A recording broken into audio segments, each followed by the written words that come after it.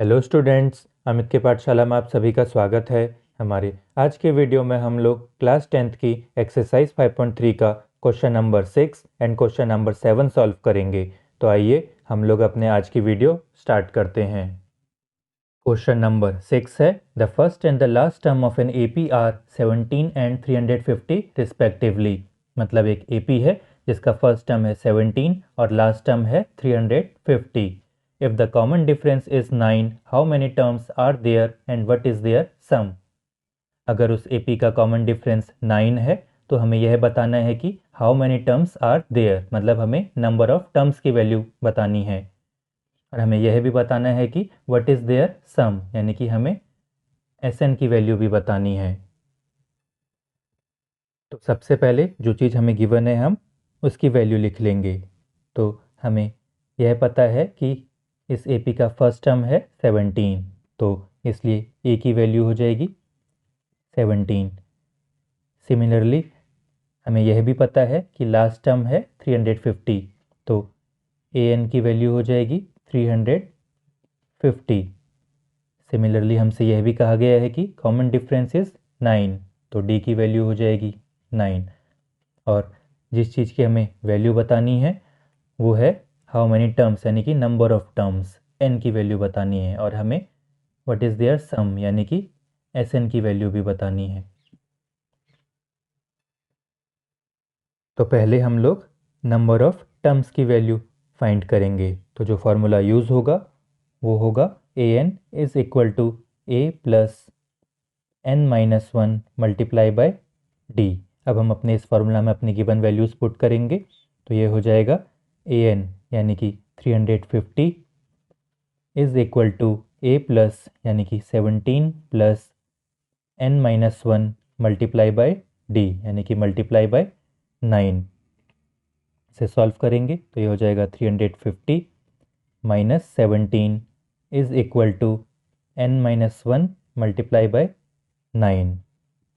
350 minus 17 हो जाएगा 333, और RHS में हम इसका ब्रैकेट ओपन करेंगे तो ये हो जाएगा 9N माइनस 9, माइनस का 9 LHS में आके प्लस का हो जाएगा, तो ये हो जाएगा 333 plus 9 is equal to 9N।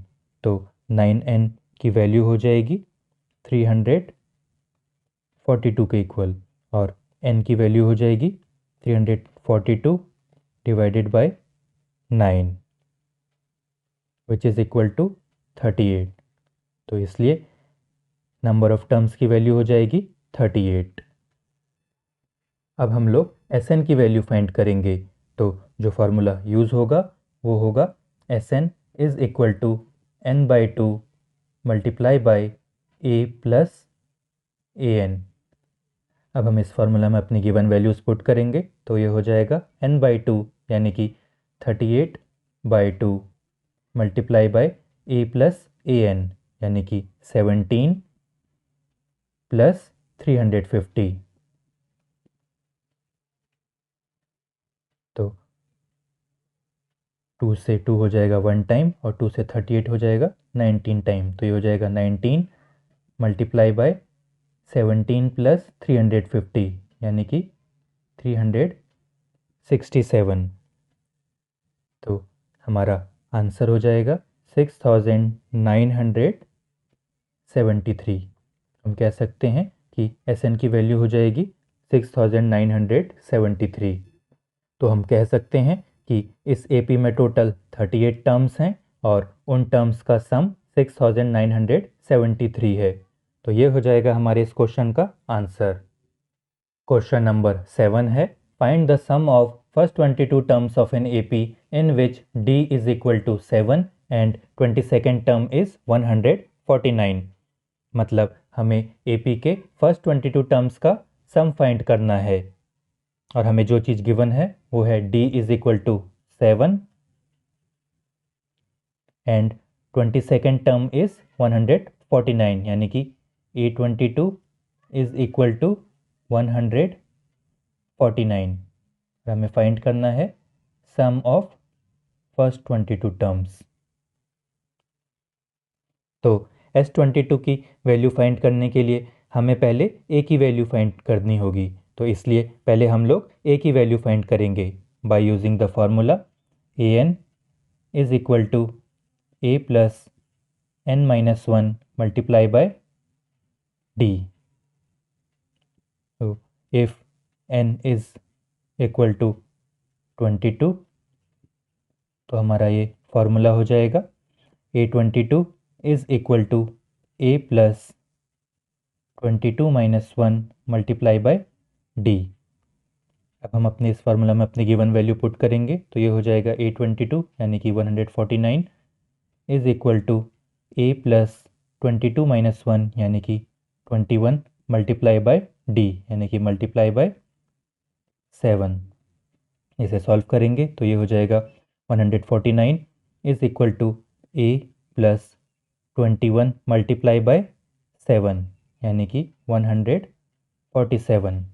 तो ए की वैल्यू हो जाएगी 149 माइनस 147 यानी कि ए की वैल्यू हो जाएगी 2। अब हम लोग S22 की वैल्यू फाइंड करेंगे, तो जो फार्मूला यूज़ होगा वो होगा Sn is equal to n by 2 multiply by a plus an।